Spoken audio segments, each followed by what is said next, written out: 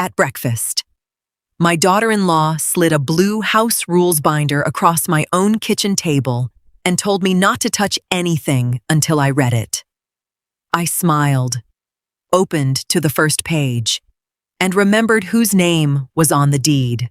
Read this before you touch anything in this house. With those words, my daughter-in-law, Heather, slid a thick, blue binder across the kitchen table. I looked up from my coffee mug and stared at the neat, color-coded tabs: food, showering, quiet hours, my son, Julian, sat right next to her, staring glued to his phone and avoiding eye contact at all costs. Heather flashed that cold, corporate smile she always put on whenever she thought she had absolute control over a situation. She went on to explain that under the new arrangement, now that my husband had passed, and I was living in the upstairs apartment, coexisting required clear boundaries and structure. I just nodded quietly, took the binder, and flipped open the first page. While Heather droned on about why I shouldn't use the downstairs bathroom after 8 p.m.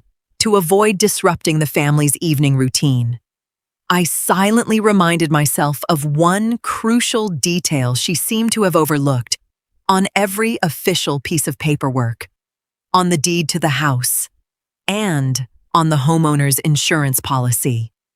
There had been only one name listed for the past 30 years, mine. After my husband passed, we had agreed to let Julian and his family live in the downstairs section rent-free so they could save up for a down payment on their own place. The fact that they now viewed the entire property as their personal kingdom was a fascinating delusion. I caught a line stating I was only permitted to use the washing machine on Tuesdays between 2 p.m. and 4 p.m. No tears welled up. I didn't even feel a spark of anger. Instead, a strange, cool clarity washed over me.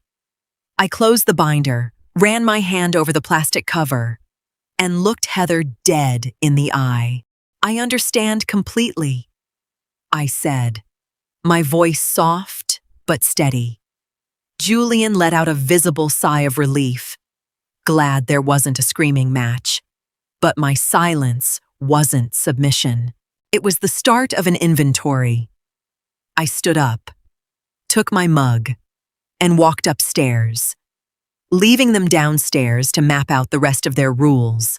The next morning, I began following Heather's rules to the letter, but entirely on my own terms. The binder stated that refrigerator space was strictly segregated and that I was not to touch any of their groceries. So, that forenoon, I hopped online and ordered a small, energy-efficient mini fridge for my upstairs kitchenette. When the delivery guys hauled the box through the front foyer, Heather marched out of the living room, her brow furrowed. "What is this supposed to be, Eleanor?" she asked, clearly irritated.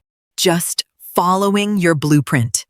"Heather," I replied politely, handing the delivery guy a tip. "This way. We won't get in each other's way during dinner prep." By dinner time, they were camped out downstairs in front of the TV. In the past, I used to cook dinner for everyone 3 nights a week and clean up afterward so Heather and Julian could unwind. Tonight, my stove stayed cold. I made myself a simple turkey sandwich upstairs. Around 7 p.m., Julian knocked on my door. He looked exhausted. "Hey, Mom. You didn't cook tonight. We thought you were making that chicken pot pie." I gave him a mild, reassuring smile. According to the binder, my kitchen use disrupts the kids' evening schedule. I don't want to be a burden. You guys will have to plan your own meals from now on. He swallowed hard, gave an awkward nod, and closed the door. A few minutes later, I heard the faint clattering of pots and pans downstairs, accompanied by Heather's annoyed tone. They had grown incredibly comfortable with the old mother quietly keeping the household running in the background. Now, for the first time, they were realizing what happens when that background support vanishes. I sat down at my desk, pulled open the drawer with the house documents, and pulled out the utility bills. It was time to audit the finances and I knew exactly where to cut the cord. Up until that point, I had all the house expenses auto-drafted from my personal bank account: gas, water, trash pickup, and the electricity for the entire property. It had been my way of helping the young family get on their feet. On Wednesday morning, I logged into my online banking portal. I adjusted the direct debit authorizations with the utility companies, starting next month. My account would only cover the exact usage percentage for my upstairs unit. For the rest, I canceled the auto pay and requested that separate invoices be generated and mailed specifically for the downstairs unit. Later that afternoon, while I was out front watering the hydrangeas, Heather walked out. She was dressed in her work clothes and practically radiating stress. "Eleanor, can you pick up the kids from after-school care tomorrow? I have to stay late at the office. And Julian has a client meeting." I set the watering can down gently. "I'm sorry, Heather, but tomorrow is my day trip with the local garden club. I'll be out of town all day." Heather crossed her arms, defensive. "But your schedule is flexible. Can't you just reschedule? The kids need to be picked up on time. According to your binder, my schedule is supposed to be completely separate from yours," I replied calmly. "I've locked in my calendar for the next few weeks. You'll need to hire a babysitter." Her eyes narrowed. She wasn't used to hearing a simple, unbothered no from me. Without another word, she spun on her heel and stormed back into the house. I watched her go, feeling no malice whatsoever, only the quiet confirmation that I was doing the right thing. If you want to dictate how I live, you don't get to expect me to bend my life around your convenience. The wind started to pick up, so I headed inside to set the next phase in motion. On Friday, I used the window of time when they were both at work to handle a long overdue change. A local locksmith I had called the day before pulled into the driveway. I had him swap out the lock on the interior door connecting the upstairs and downstairs units, and install a brand new deadbolt system on my private entrance. Julian and Heather each had a master key that accessed the whole house. As of today, those keys no longer worked in my world. When Julian got home from work that evening, he tried to walk right into my apartment with the mail, just like he always did, without knocking. I heard him slide the key into the lock, but the cylinder wouldn't budge. He rapped on the wood. I opened the door, just a crack. "Mom, my key isn't working up here," he said. Looking thoroughly confused, "I had the locks changed," I explained nonchalantly. "Since we're establishing a clear separation of living spaces, it felt like the logical next step. It protects your privacy downstairs and mine up here." Julian scratched his head. "But what if there's a fire? Or some kind of emergency in case of an emergency? Our neighbor Clara has a spare. She's always home," I countered. Right then, Heather came marching up the stairs, drawn by the voices. When it clicked that she no longer had unfettered access to my quarters, her face turned a blotchy, frustrated red. "This is completely unnecessary. Eleanor, we're family." I gave a faint smile. "You set the tone." "Heather, I'm just adhering to the structure." I pulled the door shut and turned the deadbolt from the inside. The solid click of the lock sounded like the opening note of a brand new song. The first real shockwave of my quiet restructuring hit them the following week. It was a gray, overcast Tuesday when the mail carrier dropped the new split utility bills into the box. I went out to grab the mail and placed the statement addressed to Julian and Heather squarely on the stairs in the shared entryway. It was an official notice from the electric and gas company requiring them to set up their own billing account. Since the master policy on my account had been modified, during dinner, I could hear the muffled, sharp cadence of Heather's voice vibrating through the floorboards. They weren't screaming, but the tension was thick enough to cut with a knife. A moment later, heavy footsteps thudded up my stairs. Julian called out my name. I opened the door and found him standing there, clutching the utility notice. "Mom, what is this? Why did the power company send us our own bill? Did you cancel the house account?" I didn't invite him in. I just stood in the doorway. "There is no house account." "Julian, that was my personal account. Since your binder made it very clear that you want to live independently as your own nuclear family, I routed the expenses to where they're actually being generated. You guys use 80% of the electricity and gas in this building. It's only fair you pay for it." Julian swallowed hard, staring at the paper. "Mom, this is almost $350 more a month that we didn't budget for. Then you'll have to adjust your budget," I said softly, just like I had to adjust my life to your rules. He looked at me as if he were seeing me for the very first time. The assumption that my money would always bankroll their lifestyle was crumbling. Every story on Quiet Revenge is created with care and respect for the people who watch us. While AI may assist with certain parts of the creative process, every story is personally selected, edited, reviewed, and produced by our team to ensure it carries genuine emotion and meaning. Because our channel's monetization is currently unavailable, your support helps us continue creating the stories this community has come to love. If our videos have ever comforted you, inspired you, or simply made your day a little brighter, please consider supporting Quiet Revenge with the cost of a small cup of coffee. Patreon, https://www.patreon.com/Quiet Revenge Family. Ko-fi, https://ko-fi.com/Thistry Family. PayPal, https://www.paypal.com/PayPalme/Kanwangmin. Thank you for being part of our journey. 2 weeks went by in a cloud of icy, passive-aggressive silence. Heather wouldn't even look at me when we crossed paths in the driveway, and Julian looked more beaten down by the day.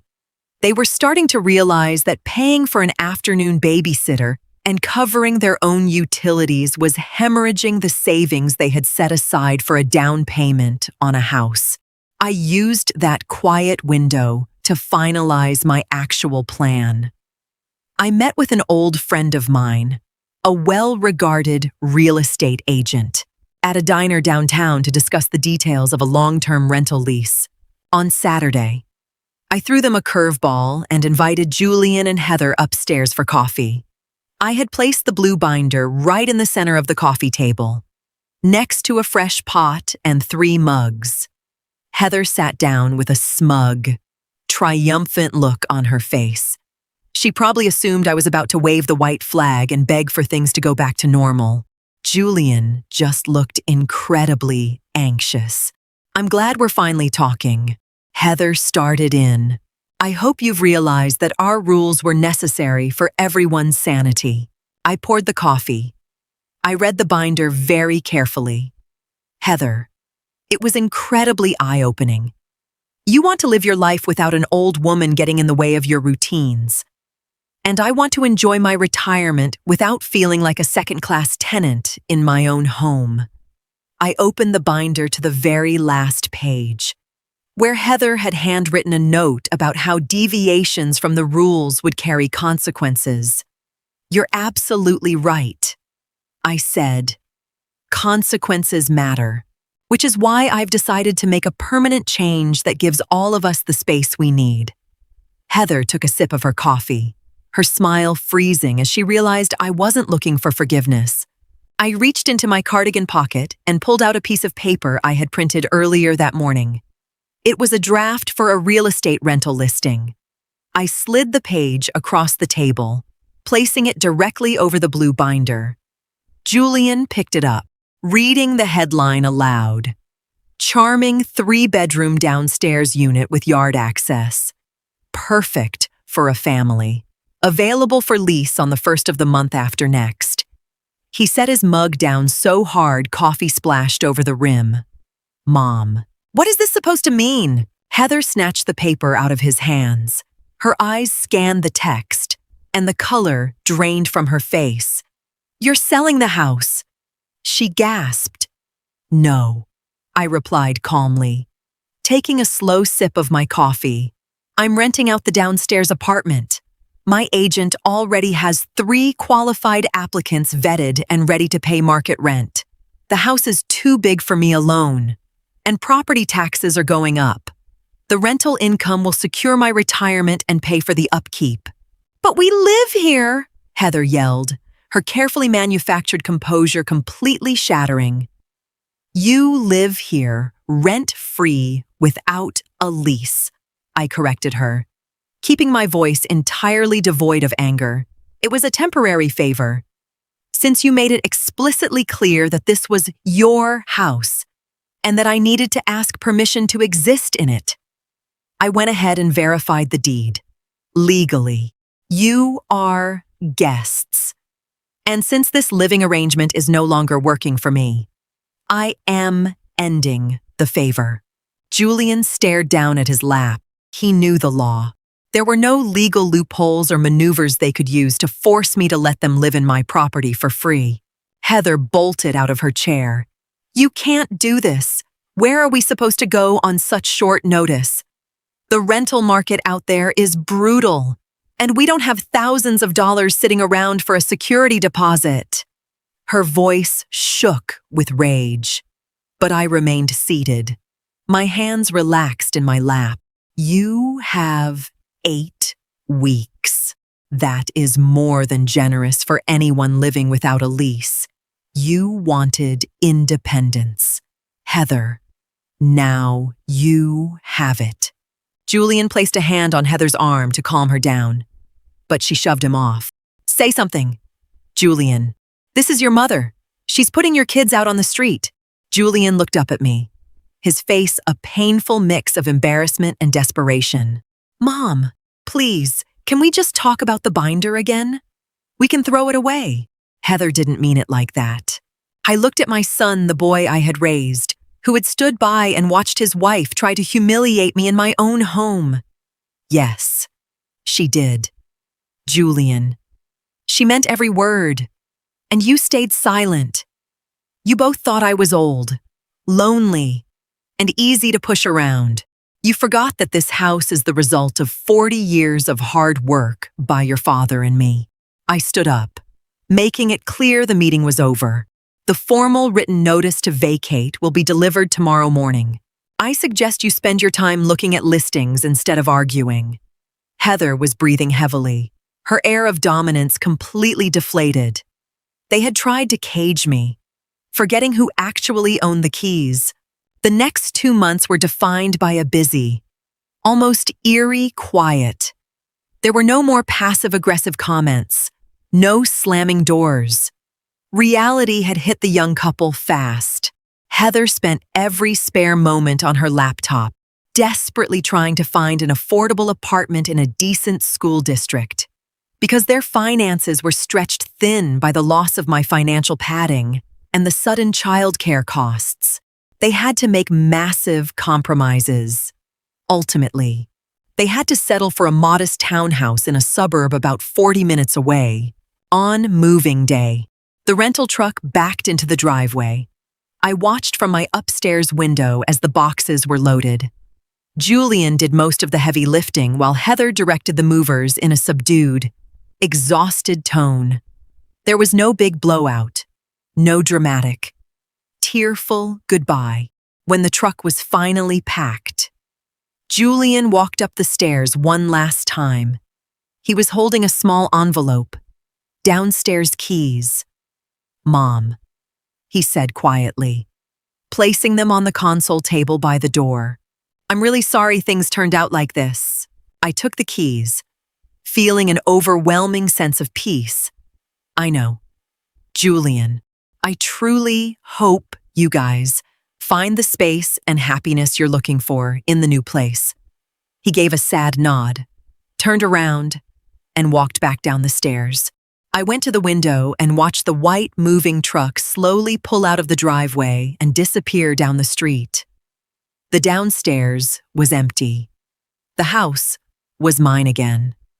It wasn't a feeling of malicious triumph, just the profound relief of a woman who had successfully defended her dignity and her home. 3 months later, a lovely young couple is living downstairs. They have a sweet little daughter. They pay a fair market rent on time every month, take excellent care of the property, and always wave warmly whenever they see me out in the garden. We have a clear, professional lease agreement built on mutual respect, not arbitrary restrictions. My bank account has bounced back beautifully, and I can easily afford to take a couple of trips down to the Florida coast every year without having to budget down to the penny.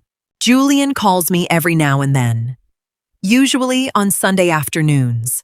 The conversations are brief and a bit superficial, but they are entirely free of that old, toxic tension. They're adjusting to life in a smaller space. And Heather has learned firsthand that the world doesn't owe her a free ride. We haven't done any family dinners or holiday gatherings yet. And honestly, I am completely fine with that. Sometimes. You need a little distance to truly appreciate the value of boundaries. I actually kept the blue binder. It sits on the very back shelf of my bookcase, right next to the old family photo albums, every once in a while. When I'm sitting in my living room at night with a glass of wine, enjoying the absolute, beautiful stillness of my home, I look at it and smile. It's a little monument reminding me that getting older doesn't mean becoming weak. It reminds me that the most powerful moves are the ones you make quietly, without making a scene, but with total, unshakable resolve. I stand up, turn off the lights, and head to bed whenever I want, for as long as I want, without asking a soul for permission. Every story on Quiet Revenge is created with care and respect for the people who watch us. While AI may assist with certain parts of the creative process, every story is personally selected, edited, reviewed, and produced by our team to ensure it carries genuine emotion and meaning. Because our channel's monetization is currently unavailable. Your support helps us continue creating the stories this community has come to love. If our videos have ever comforted you, inspired you, or simply made your day a little brighter, please consider supporting Quiet Revenge with the cost of a small cup of coffee. Patreon, https://www.patreon.com/Quiet Revenge Family. Ko-fi, https://ko-fi.com/history family. PayPal, https://www.paypal.com/paypalme/kanhuangmin. Thank you for being part of our journey.